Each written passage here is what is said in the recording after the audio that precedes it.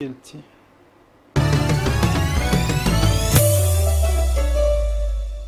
Meu anefa neriny feon'ny gazety inona ny feony misa dosa lasa sol La. Eny feon'ny gazetintsika androany iresaka amin'ny gazety boky l'équipe tsika ao amin'ny pejy faha 1 dia iresaka momba ny Jeux olympiques misokatra ho an'ny Paris ny varavaran'ny Los Angeles satria dia nanambara ny filoha komity Kaze Wasserman fa tsy handray anjara intsony amin'ny Jeux olympiques 2024 ka nanolotra izany ho an'ny Paris. Ny 13 septambra izao no ifidy eo anatrehan'ireo mpikamban'ny Jeux olympiques 2024 izy ireo ary amin'io fotoana io ihany koa no anapahana hevitra ny amin'ny Jeux olympiques taona 2024. Zany hoe mety ho fantatra amin'ny septambra volana septambra amin'ity taona ity. 13 septambra. Any Pérou izy io ny atao ka tsy diso. Zay indrindra. Mba manara-baovao ihany ny bandy. Ao amin'ny pejy faharoa dia miresaka ny faharesen'ny Djokovic isika izay efa narahantsika tamin'ny zapinina teo. Complètement perdu izy gazety. Ya. Ao amin'ny laharana fahatelo izy aloha hatreto fa mety ho laharana fahaefatra izy raha toa ka tafiakatra dingana famaranana Istan Wawrinka.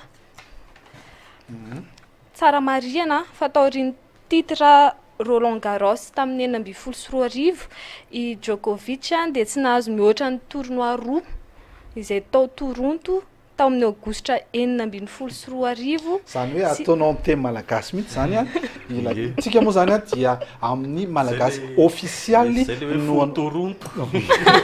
Amin'ny malagasy ofisialy no novantsika amin'ny fandarana ka tena zany zao ohatrany hoe Toronto dia ataontsika Toronto. Dia tao Doha ny janoary 17 dia toizantsika amin'ny gazety boky Le Figaro. Homo sapiens dia hita fa niaina kokoa noho ny eritreretantsika azy satria dia efa 3 hetsy taona izy izao. 3 hetsy taona? Ano zany? 300 000 ans. Tsy ariary fa an. Izay hita tany Maroc izy io. Ay finanana couscous royal mahatonga an'izany. Mahaela velona. Mahaela velona ny couscous. Dia ao amin'ny gazety boky Le Figaro ihany miresaka momba ny fifidianana mpanao lalàna izay atao any Angleterre anio. Izay misy seza 500 iadivanao zany.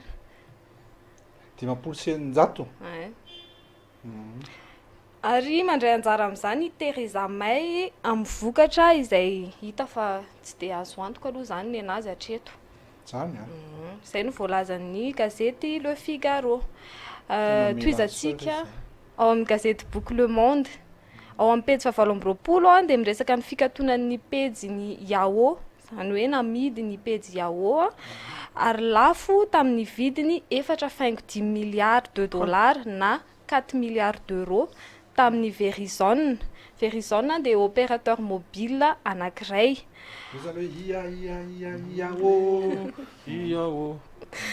Ilay ramatoa Marissa Mayer 12 taona izay mpitantana azy dia efa nitantana ny Google nandritra ny 14 taona dia nahazo 7,10 millions de dollars.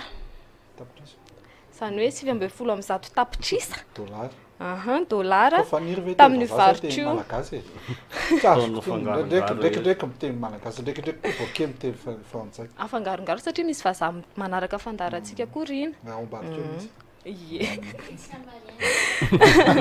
Mariana fa nalafo aza ny portail web dia ny service courrier électronique sy ny régie publicitaire dia tsy anjavona tsy akory fa miova ho Altaba ny anarany. Ary amaranantsika azy androany ny gazety boky Les Échos. Ny fivoarana ara-toekarena maneran-tany izay tsy mitsahatra mitombina nandritra ny 9 taona no hita mibaribary ao.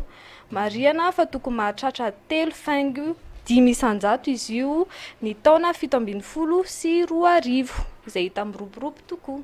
Izay ny feon'ny gazety androany.